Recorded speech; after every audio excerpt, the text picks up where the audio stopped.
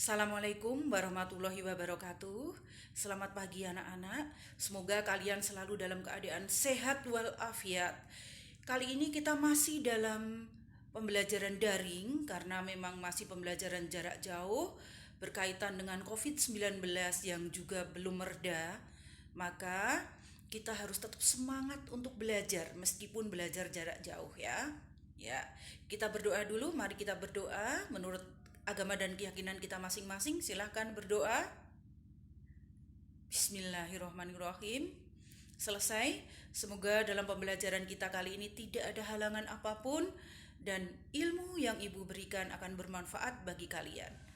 Oh ya, anak-anak, kali ini Bu Indah sudah memberikan materi, udah menyusun materi untuk pembelajaran menelaah kebahasaan dalam teks deskripsi.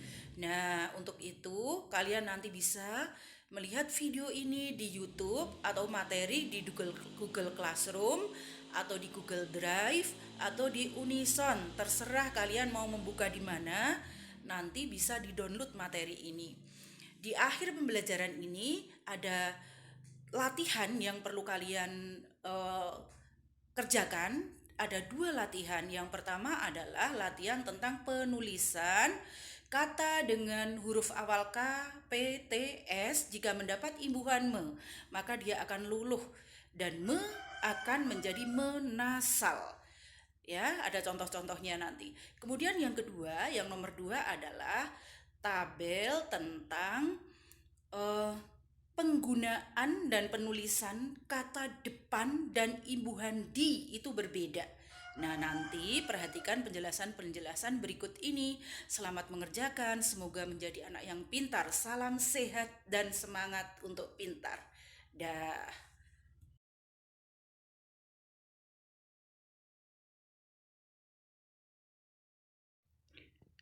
Assalamualaikum warahmatullahi wabarakatuh.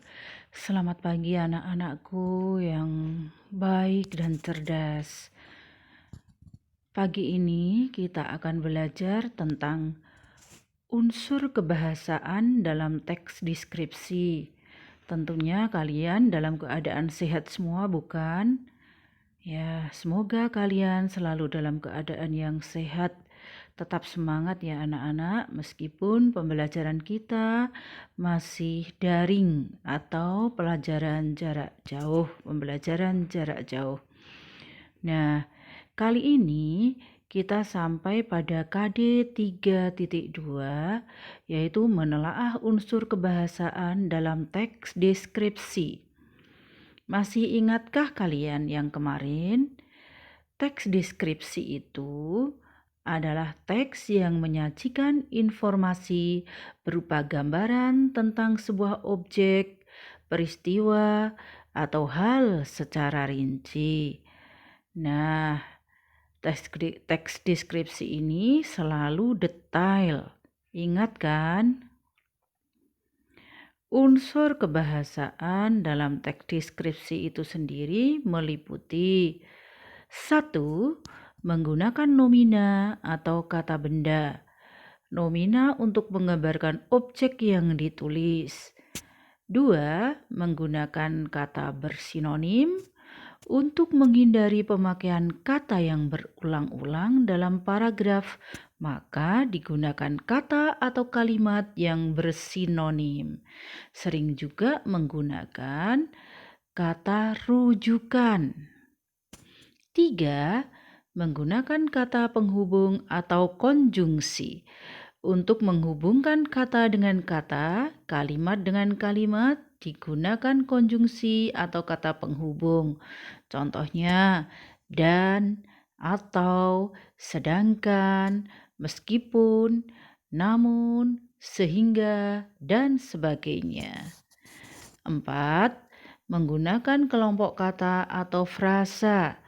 Frasa merupakan kelompok kata yang masih dalam satu fungsi atau satu pola. Frasa juga sering digunakan dalam teks deskripsi. Fungsinya untuk memperjelas kata. Contoh, air bening itu adalah frase. Kursi kayu, gedung megah, sangat bagus, dan sebagainya. 5. Menggunakan kata baku. Teks deskripsi ditulis dengan kata baku sesuai dengan PUEBI, Pedoman Umum Ejaan Bahasa Indonesia. Ingat-ingat ya anak-anak, ini adalah unsur kebahasaan dalam teks deskripsi.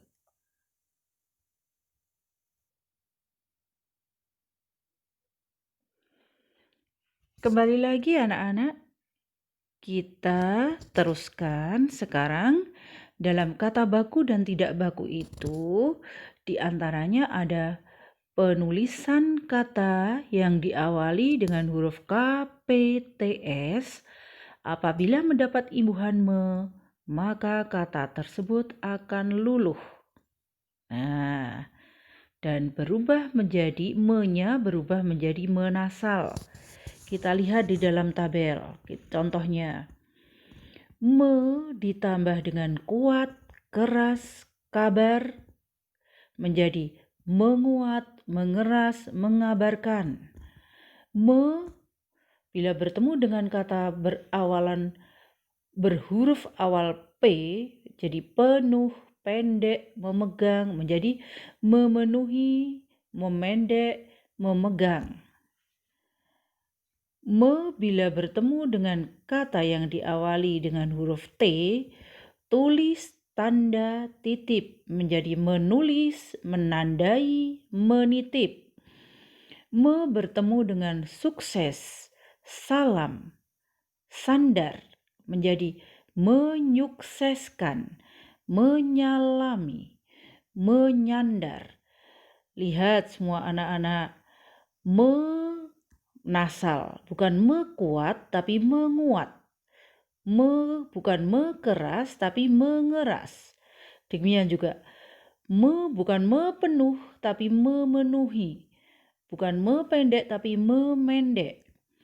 Bukan me tulis tapi menulis. Bukan me salam tapi menyalam. Nah, demikian ya nak. Sekarang kita lanjutkan lagi dengan penulisan kata depan di dan kata depan berimbuhan di. Nah, ini kalian yang sering salah. Semuanya digabung saja.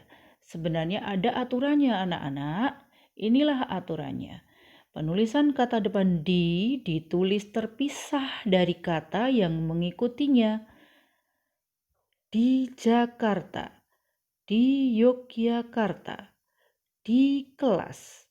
Nah, ini dipisah ya, atau spasi. Catatan kata depan di menunjukkan keterangan tempat. Sekarang yang penulisan kata berimbuhan di ditulis serangkai dengan kata yang mengikutinya. Contohnya ditulis, diperhatikan, didengarkan, dimakan. Menulisnya digabung. Ingat anak-anak, digabung. Oke, siapa yang belum jelas? Ada pertanyaan? Silahkan. Yang ingin bertanya bisa melalui WA, WhatsApp-nya Bu Indah, tentunya bisa melalui email, ya. Lanjutnya, kalau kalian sudah jelas semua, sekarang latihan biar pintar ya. Ya, latihan nomor 1 adalah penulisan kata dengan huruf awal KPTS. Silahkan kalian mencari contoh masing-masing 2 kata. Huruf awal K dengan 1-2 kata. Huruf awal P dengan 2 kata. Huruf T 2 kata. Huruf S 2 kata. Gampang kan? Oke, mudah. Nomor 2. Penulisan kata depan di dan kata depan berimbuhan di. Coba bedakan, di situ ada 2 tabel. Satu kata depan di dan satu kata berimbuhan di. Kalian harus mencari contoh. Kata depan di itu 5 kata, kata berimbuhan di juga 5 kata. Gampang kan? Nah, mudah-mudahan kalian cepat untuk mengerjakannya. Nanti pekerjaanmu bisa dikirim melalui email Bu Indah atau di screenshot melalui WA. Ada pertanyaan? Oh, tentunya tidak. Oke, selamat bekerja.